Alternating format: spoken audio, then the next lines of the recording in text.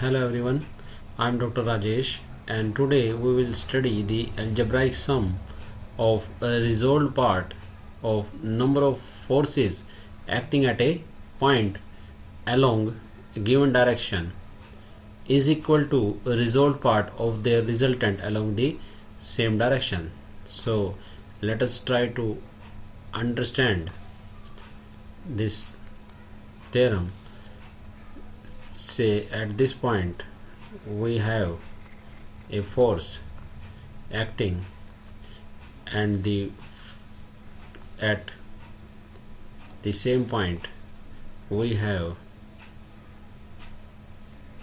another force acting, and say we have, and these forces, all forces are acting at a same point. This is another force acting at the point, and say we have other force at the same point. Done. And these forces are acting in the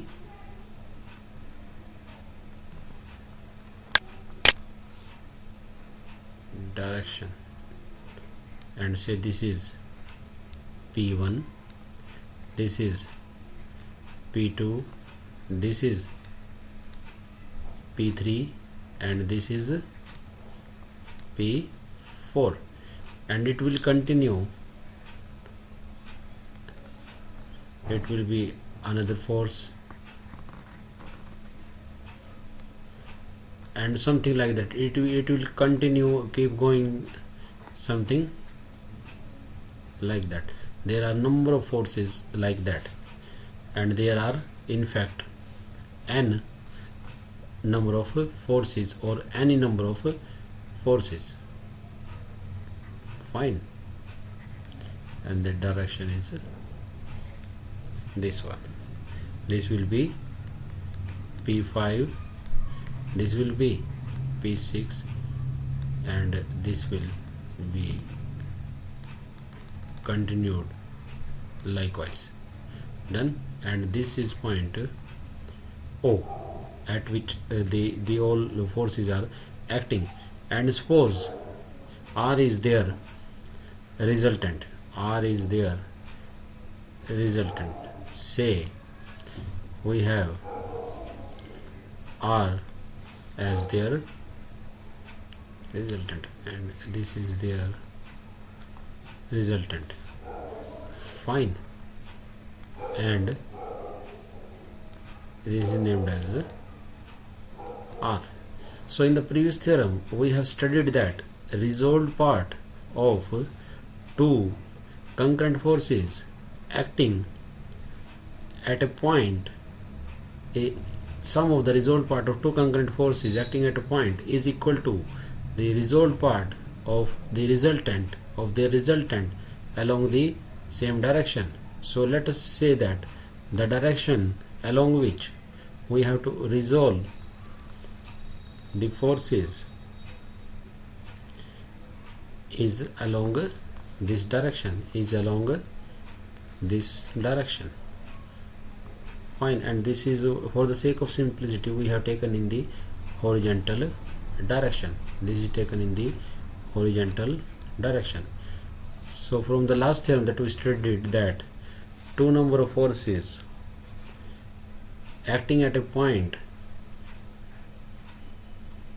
and they are acting in such a way that the resolved part, then if they are acting at a point, then the resolved part of the forces along any direction is equal to the sum of the resolved part is equal to the resolved part of the resultant. So for these two forces, say P1 and P2, I am applying the last theorem, and let us say resultant of P1 and P2 is R1. Fine. And I am going to apply the last theorem that says that sum of the resolved part of the two forces along the given direction is equal to sum of their is equal to the resolved part of the resultant. Okay, fine. So it will be resolved part of P1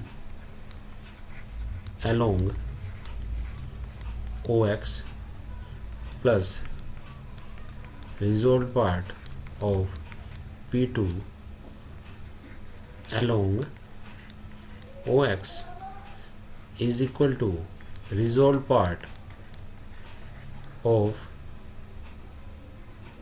R along OX. The resultant is R1, so here will be R1. So this is the last theorem that we studied, that sum of the resolved part of the two forces acting at a point is equal to the resolved part of the resultant. So initially we had the n forces, say P1, P2, P3, P4, P5 and so on.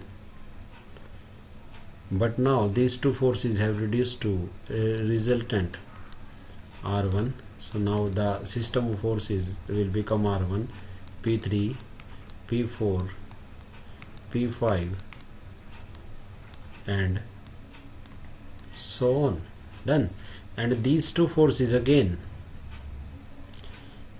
let us say their resultant is R1. Now if I draw their resultant, and that resultant is R1, so that resultant will be somewhere here. Okay, and that resultant is R1. So now the system of forces is R1, P3, P4, P5, P6 and this one. Now again resultant of R1 and P3 is R2. Done. So it will be R2, P4, P5 and so on. So upon these two forces, this one and this one, we can apply the previous theorem also. So what will be the result in this case? And say this equation is named as equation number 1. Fine. Now applying the previous theorem for R1 and P3, these two forces. So what does that theorem state? It states that resolved part of R1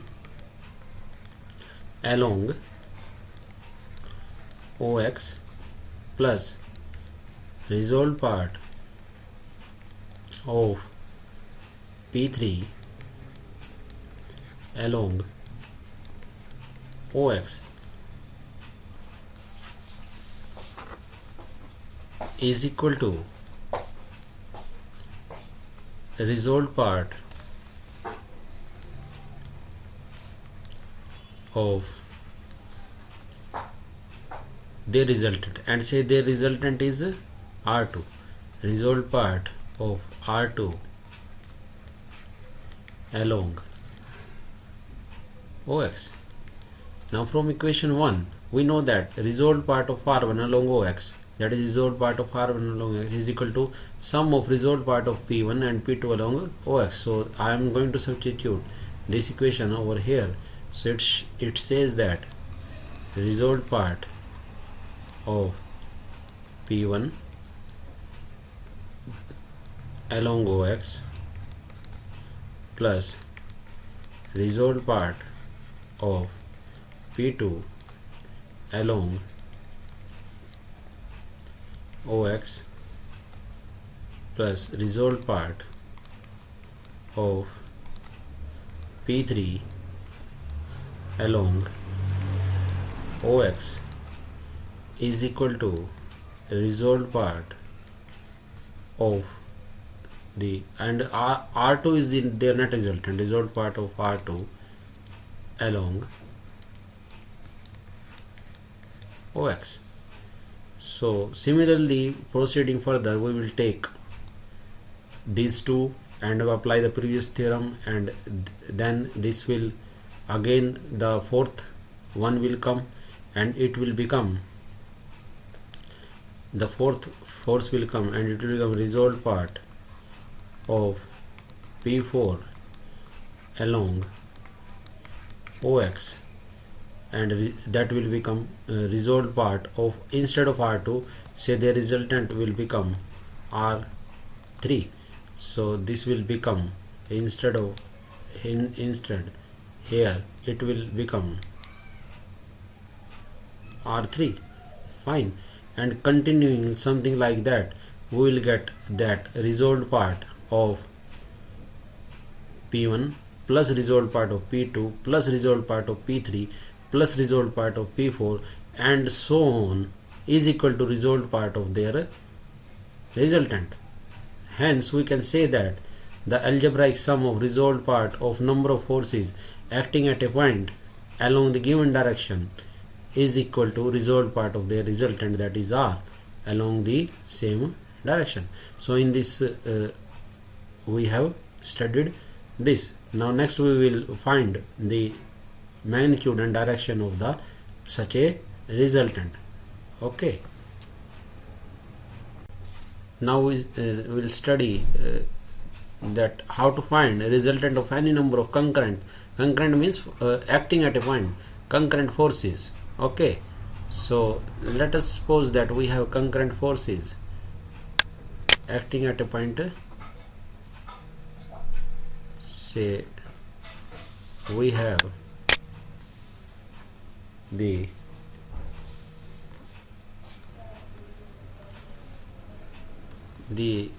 forces are concurrent. Say this is the force, say P1, this is the second force, say P2, this is the third force, and say third force is in this direction, this is fourth force, done, and so on. We have many number of forces acting at a point, and their resultant is R. There are many number of forces. Likewise here we have such forces, done. Say this is P1, and horizontal direction we can take as this horizontal direction, this is horizontal direction, and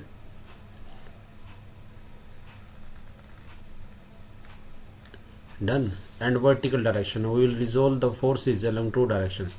One is the horizontal direction and another will be vertical direction, done. So this is the vertical direction. So once again I am going to name them. Say horizontal, this concurrent point is named as O, this is named as X, and vertical direction is named as OY. This is the net resultant, say R. This is the force, say P2, and this is force, say P3, and this is the fourth force, P4, and so on we have. Now let us talk about the angles, that the angle that they are making. Say this force is making an angle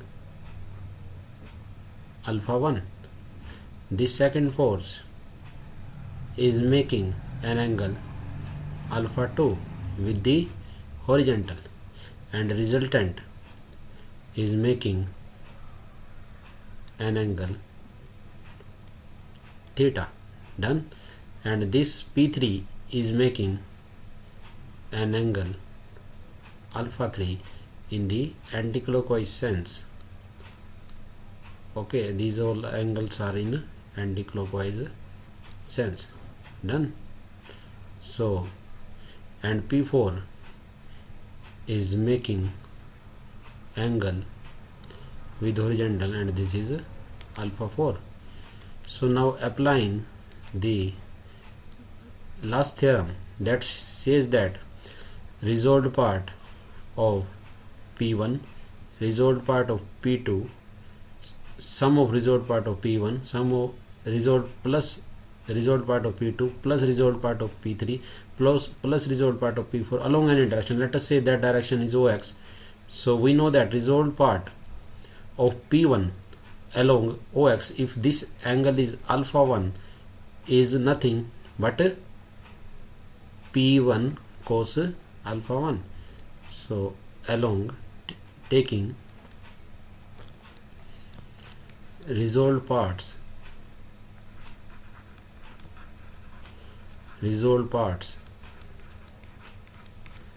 along OX and using that generalized theorem, sum of resolved part of the forces, resolved part of force P1 along OX is P1 cos alpha 1. Similarly of P2 cos alpha 2 plus P3 cos alpha 3 and P4 cos alpha 4 and so on. This is equal to resolved part of the resultant. This is the resultant making an angle theta. This is making an angle, this angle is theta. So this resolved part of the resultant along OX is R cos theta, and say this whole portion is assumed as X. So we have X is equal to R cos theta. Now we have also done this in 10 plus 1 and 10 plus 2, resolving the forces along vertical direction, taking resolved part along the vertical direction. Fine. So what it will be? It will be P1 sine alpha 1. You know, if this angle is alpha 1, so with this direction it will be P1 cos alpha 1, and with the direction perpendicular to the horizontal or that direction is equal to the sine of that. So here it will be, in all these it will be replaced with sine along the direction perpendicular to OX. So it will be P2 sine alpha 2 plus P3 sine alpha 3, P4 sine alpha 4 and so on. Done. Is equal to R sine theta. Now let us assume this as Y is equal to R sine theta. Name it as equation number 1 and name it as equation number 2. We know X and Y because alpha 1, alpha 2, P1, P2 all are known. So these X and Y are known. We have to find R and theta.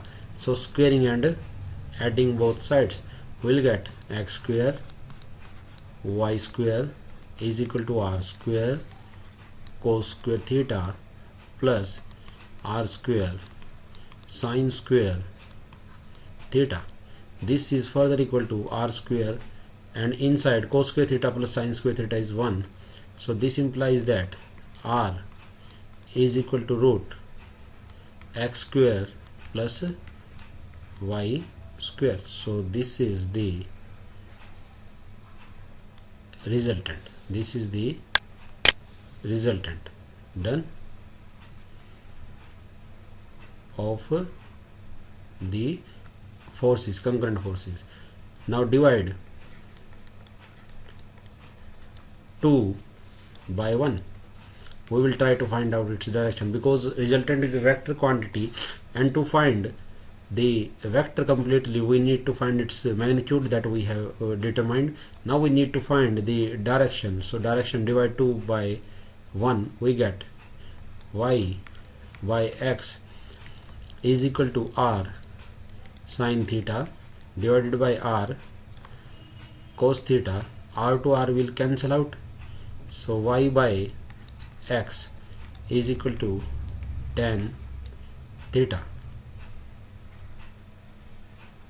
Done. So from here you can also write theta is equal to tan inverse y by x.